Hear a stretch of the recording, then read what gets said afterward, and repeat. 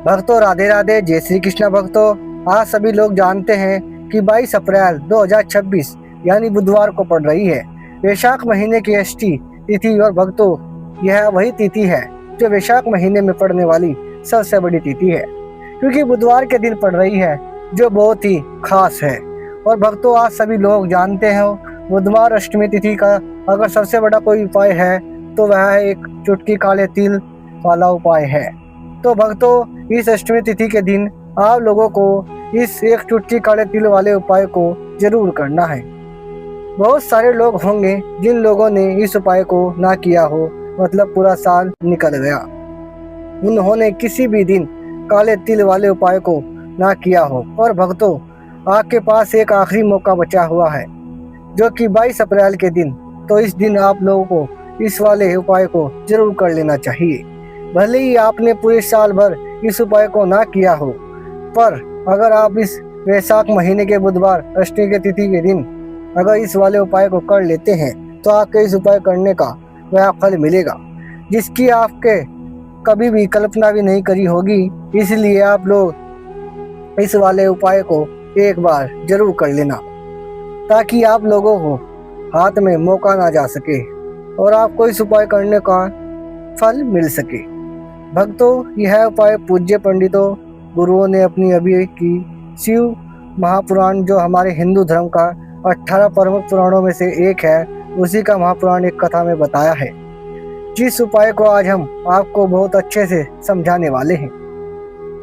इस वीडियो को देखने के बाद इस उपाय को समझने के लिए आपको कोई और वीडियो देखने की जरूरत नहीं पड़ेगी। तो चलिए भक्तों उपाय को शुरू करते हैं। देखिए यह इस वैशाख महीने बुधवार के दिन पड़ने वाली अष्टमी तिथि यह इतना खास होता है, इतना महत्वपूर्ण होता है। देखा गया है कि कभी कभी बड़े बड़े पूजा पाठ अनुष्ठान से जो मनोकामना पूर्ण नहीं होते, वे वैशाख महीने के बुधवार के दिन एक छोटे से उपाय करने से ही आपकी मनोकामना पूर्ण हो जाती है। और बहुत सारे लोगों ने इस उपाय को किया भी है और उनका इसका उपाय का करने का फल भी जरूर मिला है। अगर आप लोग इस उपाय को करना चाहते हैं तो आप इस उपाय को पहले अच्छे से समझ लेना, सुन लेना, उसके बाद करना। आपको इस उपाय का फल जरूर मिलेगा। और इस उपाय को कर लेने से आपके घर में चाहे किसी भी प्रकार की दुख और समस्या क्यों ना हो या चल रही हो, आपको उसका कारण भी नहीं पता है कि भाई यह समस्या किस कारण से चल रही है। उसका कुछ भी कारण हो सकता है, जैसे पितृदोष हो सकता है या किसी भी तरह का मंगल दोष भी हो सकता है। तो इस दिन आप लोगों को यह वाला उपाय कर लेना है।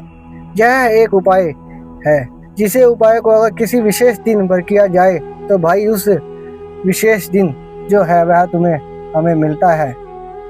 पर हमने उस दिन पर इस काले वाले तिल उपाय को किया है तो हमें उससे भी बड़ा फल मिलता है, और फल बहुत जल्दी मिलता है, क्योंकि आपको इस उपाय को बहुत ही बड़े और विशेष दिन पर कर रहे हो।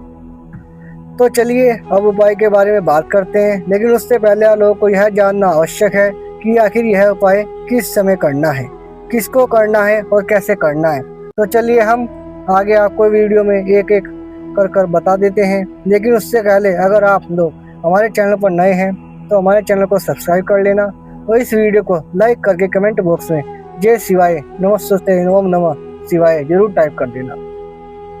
तो भक्तों इस एक चुटकी वाले काले तिल वाले उपाय को हम इस बुधवार अष्टमी के तिथि के दिन कैसे करना है, किसको करना है, किस समय करना है, यह सारे सवालों के जवाब आपको इस वीडियो में मिल जाएंगे। और जो यह वीडियो देखेगा भाई उसको एक चुटकी काले तिल वाला उपाय जरूर करना चाहिए, क्योंकि इस दिन काले तिल का भी बहुत ही बड़ा और विशेष महत्व होता है।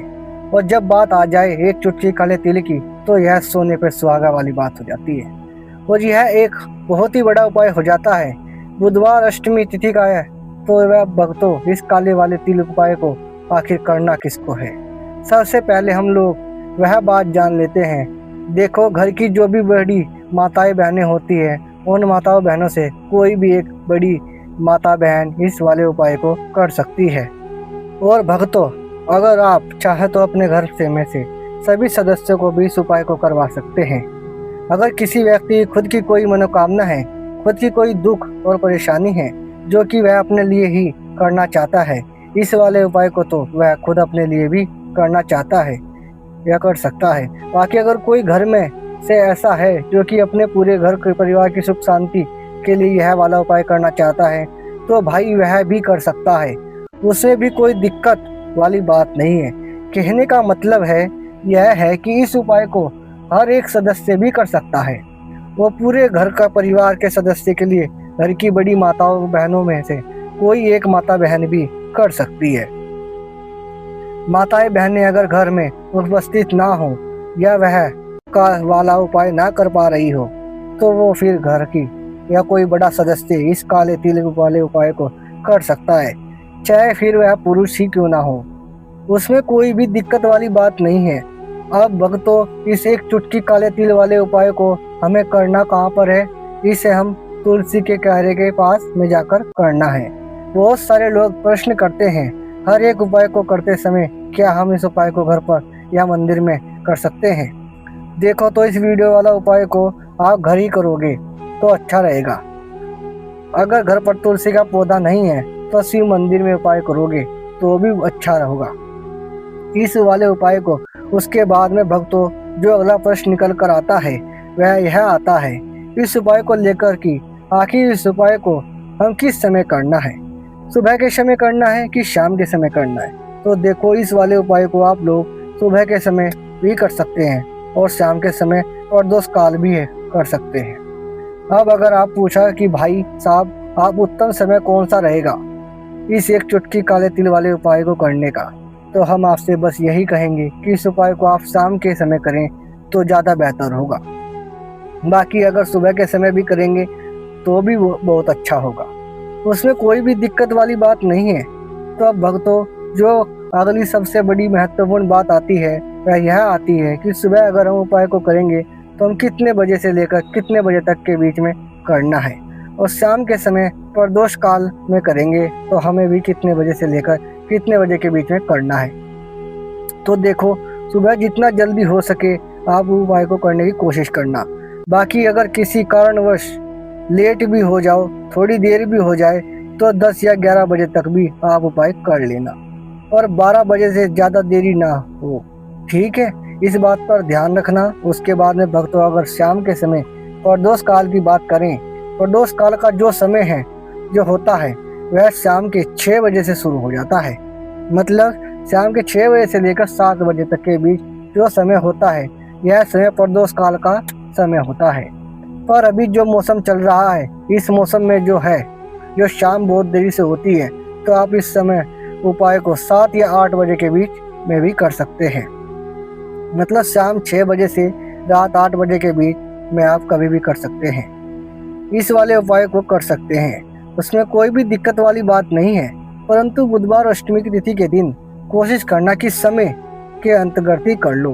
किसी कारणवश ना कर पाओ तो थोड़ा देर से भी कर सकते हो, आपको उपाय का फल जरूर मिलेगा। तो चलिए बात करते हैं हमारे पहले उपाय की। देखिए इस उपाय के लिए आपको दीपक लेने होंगे।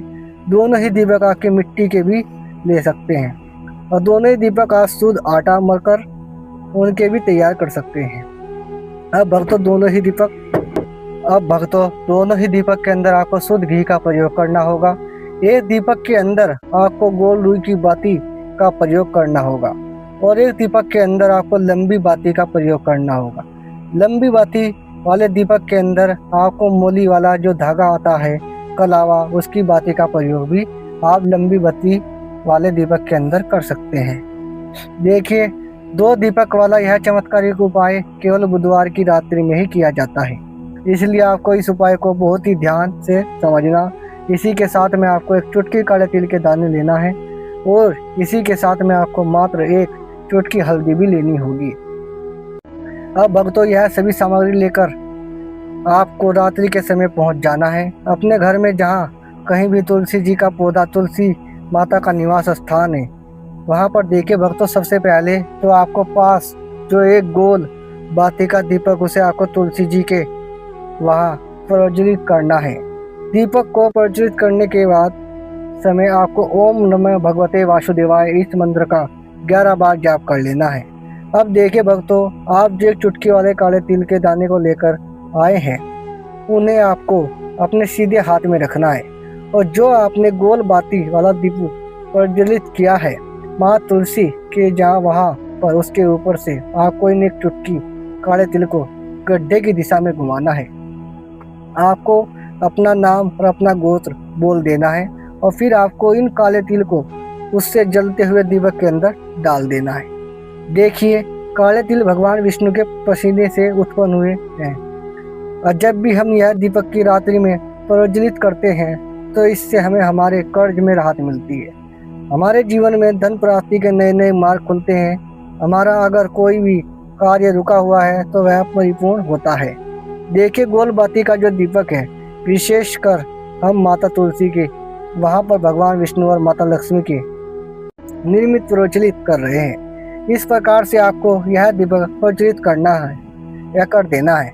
अब जो आपके पास लंबी बाती का दीपक है, एक चुटकी हल्दी है, तो इससे आपको लेकर पहुंचना है अपने घर के मंदिर में। आपके घर के मंदिर में माता लक्ष्मी की जो प्रतिमा है या मूर्ति है, उनके सामने सबसे पहले तो आपको यह लंबी बाती का दीपक रखना है।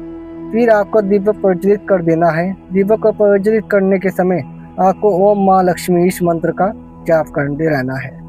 अब भक्तों, आपके पास जो एक चुटकी हल्दी है उसे आपके अपने सीधे हाथ में रखना है और इस एक चुटकी हल्दी को आपको उस दीपक के ऊपर से 11 बार घड़ी की दिशा में घुमाना है और आपको ओम माँ लक्ष्मी नमः मंत्र का जाप करते रहना है। और इस एक चुटकी हल्दी को आपको उस दीपक के अंदर डाल देना है। देखिए, एक चुटकी हल्दी वाला जो दीपक है आपके जीवन में दुर्भाग्य को समाप्त करता है, माता लक्ष्मी की कृपा प्राप्त करवाएगा, धन प्राप्ति का आपको जीवन में नए नए मार्ग बनाएगा। देखो, अगला उपाय वह भी बहुत ज़्यादा खास है। तीनों उपाय को आप जरूर सुनना, क्योंकि जो आपकी अच्छा लगे वह उपाय आप कर सकते हैं। देखिए, इस उपाय के लिए आपको 2 हरी इलायची लेनी होगी। हरी इलायची आपको साबुत लेनी है, खंडित नहीं होनी चाहिए। और इसी के साथ में आपको मात्र थोड़ा सा शहद लेना है। शहद आपको मात्र आधा चम्मच या फिर उससे भी कम लेना है। और इसी के साथ में आपको एक दीपक ले लेना है। दीपक आप चाहे तो मिट्टी का भी ले सकते हैं, आप चाहे तो शुद्ध आटा मंडकर उसका दीपक भी आप तैयार कर सकते हैं। इस दीपक के अंदर आपको मोली का जो धागा आता है, कलावा, उसकी बाती का प्रयोग करना होगा। यानी कि इस दीपक के अंदर आपको लाल रंग की बाती का प्रयोग करना होगा और इस दीपक के अंदर आपको शुद्ध घी का प्रयोग करना होगा। अब यह सारी सामग्री लेकर आपको अपने घर में जो भी मंदिर है वहां पर पहुंच जाना है और आपको माता लक्ष्मी के किसी भी स्वरूप के सामने बैठ जाना है। अगर माता लक्ष्मी की फोटो है, आपकी माता लक्ष्मी प्रतिमा है, तो उनके सामने आपको बैठ जाना है। अगर माता पार्वती की प्रतिमा तो उनके सामने आपको बैठ जाना है। यानी कि किसी भी माता के स्वरूप के सामने आपको बैठ जाना है।